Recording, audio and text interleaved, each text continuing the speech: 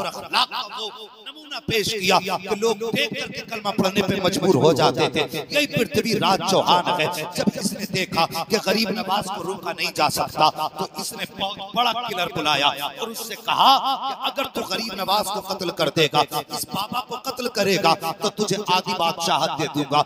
यार लोग यहाँ चाय पे बिक जाते हैं, फिर उसको बताओ कितना बड़ा लालच होगा। जिसे आधी सल्तनत का लालच दिया गया हो उसको कितना बड़ा लालच होगा जिसको आधी बादशाहत का लालच दिया गया हो। आज हजार हजार रुपए में लोगों की जान ले लेते हैं।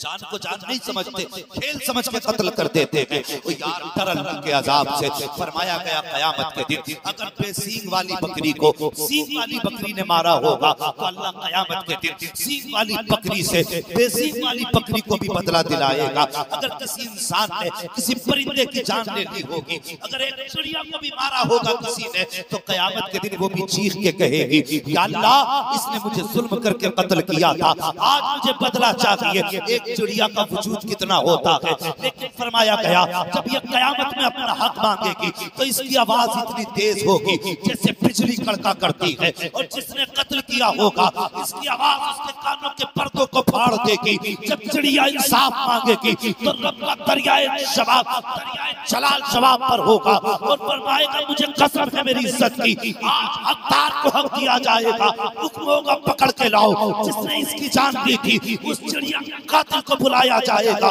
फरमाया गया अगर पहाड़ के बराबर भी नेकियां होंगी तो चिड़िया के सामने उस इंसान को खड़ा किया जाएगा और पूछा जाएगा बता तूने इसके पे जुर्म कत्ल क्यों किया था, इसको क्यों मारा था। वहां कोई जवाब नहीं होगा तो हुक्म होगा इसकी सारी नेकियों को गारत किया जाता है, इसे उठा के जहन्नम का मेहमान बनाया। पृथ्वीराज चौहान ने कहा उस बाबा को कत्ल करके आओ, हम तुम्हें आधी सल्तनत का मालिक बना देंगे। लालच बड़ा था।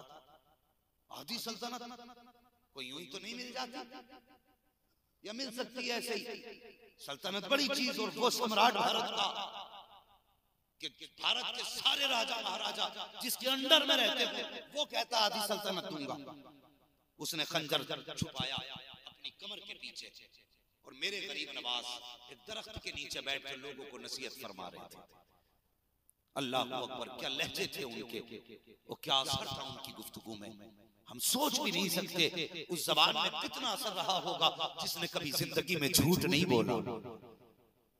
उस जबान में कितना असर होगा जिसने कभी हराम का लुक़मा हलक से नहीं उतारा। गरीब नवाज गुफ्तगू फरमाते रहे, लोग रोते रहे, आते रहे, सुन के जाते रहे। महफिल खत्म हो गई। जब बात खत्म हुई सब जाने लगे, कुछ लोग खड़े रह गए। फिर वो भी कातिल खड़ा था जो कत्ल के इरादे से आया था। गरीब नवाज ने सारे लोगों को देखा, देखने के बाद कहने लगे जो जो लेने आया था उसको मिल गया है, अब अगर किसी का जो बाकी रह गया है, मोइनुद्दीन मौजूद है, वो भी अपनी मुराद पूरी करेगा। ये नहीं समझा खड़ा रहा, आपका इशारा इसकी तरफ था। सब अपनी अपनी पसंद की चीज लेके जा चुके। अब कोई और मकसद अगर लेके आया है तो मोइनुद्दीन अभी मौजूद है, अपना मकसद हल कर ले। बाकी लोग भी जब चले गए बस यही रह गया। गरीब नवाज ने फिर इसकी तरफ रुख किया, कहने लगे भाई सब अपनी अपनी मुराद पूरी करके जाने लगे, तू भी अपनी मुराद पूरी कर ले। कहने लगे बाबा मेरी कौन सी मुराद। कहने लगे अगर मुराद नहीं तो फिर खंजर क्यों लेके आया। उसने कहा कि ये तो हम राजपूतों का उसूल है, हम चलते तो खंजर लगा के चलते कमर में। आपने फरमाया अगर ये राजपूतों का उसूल है तो बता महल में जो राजा ने कहा था अगर इस फकीर को कत्ल कर देगा तो आधी सल्तनत का मालिक बना दूंगा, क्या वो भी राजपूतों का उसूल है। जैसे इतना सुना ना बस फिर क्या था, कदम कांप गए, बस थरथरा गया। कहने लगा हुजूर माफ कर दीजिए, मैं जानता हूँ जब ये मेरी और राजा की बात हुई थी उस वक्त कोई तीसरा मौजूद ना था। मैं समझ गया कि जिसने दरख्त के नीचे बैठे बैठे जो मेरी कमर में छुपे खच्चर को भी जानता है, महल में राजा से क्या बात हुई है इस बात को भी जानता है। मैं समझ गया वो कोई आम से नहीं होगा, बड़ी शान वाला होगा।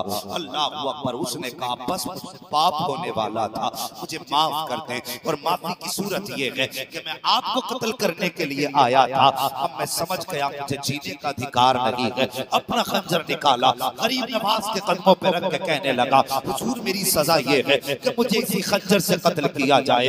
गरीब नवाज ने खंजर उठाया, मुस्कुरा के कहते नादान तूने हमें जाना नहीं है, हम भारत के अंदर किसी को कत्ल करने नहीं आए हैं, हम मारने नहीं आए, तो मुर्दों को जिंदगी देने के लिए आए हैं। जा हमने तुझे माफ कर दिया है।